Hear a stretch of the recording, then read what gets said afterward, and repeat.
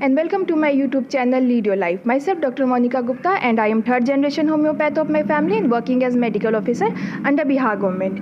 इस वीडियो में हम बात करेंगे कोरोना वायरस के ड्यूअल पर्सनैलिटी के बारे में। ड्यूअल या आप इसको ट्रिपल भी पर्सनैलिटी भी कह सकते हैं।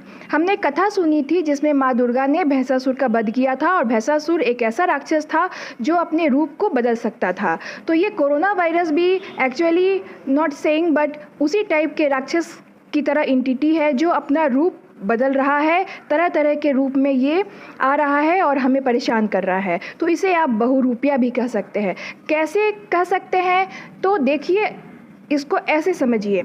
ESR जो होता है ब्लड टेस्ट में, जब हम करते हैं कोरोना वायरस का टेस्ट करते हैं तो ब्लड में जो ESR बढ़ी रहती है तो वो वायरल इन्फेक्शन में नहीं बढ़ा रहता है।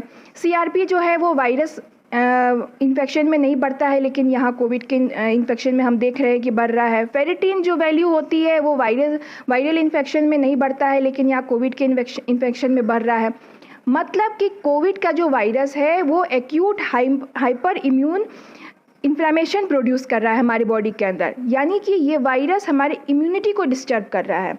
तो ये एक ऐसा बहुरूपिया है कि इसको समझ पाना आज के डेट में इतना कठिन होते जा रहा है, इतना कठिन होते जा रहा है कि मैं कह नहीं सकती हूँ। इसका स्ट्रेन पर स्ट्रेन आ रहा है। पहले 2 स्ट्रेन था, अब ट्रिपल स्ट्रेन आ गया है, मल्टीपल स्ट्रेन्स आ रहे हैं इसके। तो ये एक बहुरूपिया है और इतना बहुरूपिया है कि ये बैक्टीरिया का भी रोल अदा कर रहा है, वायरस का भी रोल अदा कर रहा है। समझ में ये नहीं आ रहा है कि ये एक्चुअल में वायरस है या बैक्टीरिया है।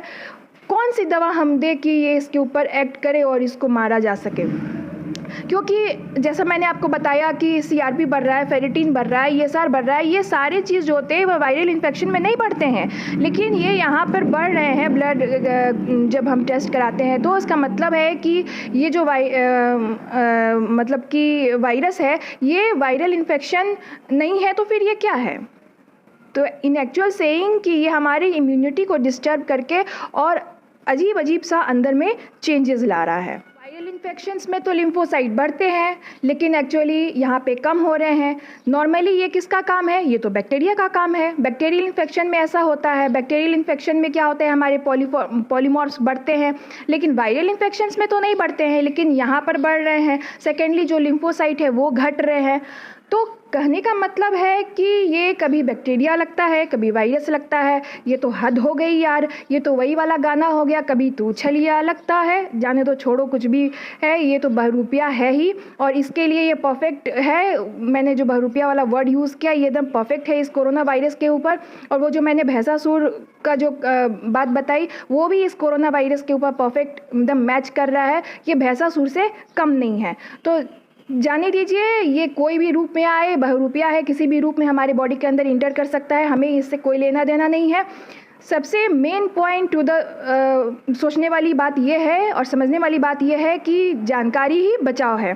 तो 80% केसेस, मैंने आपको जैसा बताया कि 80% केसेस जो है वो घर पे ही होम क्वारंटाइन होके और देखभाल खुद से करके और होम रेमेडीज़ करके और सिम्टोमेटिक ट्रीटमेंट लेके ही घर पे ही ठीक हो जा रहे हैं। तो जानकारी रखिए और जानकारी से अपने आप को आप सुरक्षित कीजिए, अपने और अपने घर वालों को सुरक्षित कीजिए और बाहर नहीं निकलिए। और जो भी प्रिकॉशंस लेने के लिए बोला जा रहा है, जिसमें सैनिटाइजेशन है, मास्क का यूज़ है और आपको जो दूरी बना के रखनी है 2 हाथ की, तो ये जनरल सा रूल है जिसको फॉलो करना चाहिए। और अभी डबल मास्क का यूज़ करना चाहिए आप लोगों को, क्योंकि ये एयरबॉर्न हो गया है।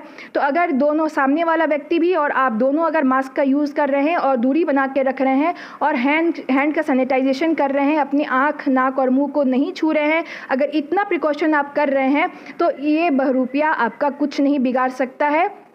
इसकी लाइफ वैसे भी सिर्फ 14 डेज़ की है। 14 डेज़ के बाद ये आपको कुछ भी नहीं कर सकता है, आपका कुछ नहीं बिगाड़ सकता है। अगर आप 9 दिन तक सर्वाइव कर गए हैं तो आप मान लीजिए कि आपकी इम्यूनिटी बूस्ट है और आप इससे लड़ सकते हैं। वैसे भी ये वायरस आपसे मजबूत नहीं हो सकता है, क्योंकि ये वायरस है और वायरस इतना ये कमज़ोर है कि जब तक ये आपके अंदर इंटर नहीं करेगा, इसका कोई औकात नहीं है ये आपको कोई इन्फेक्शन दे सके।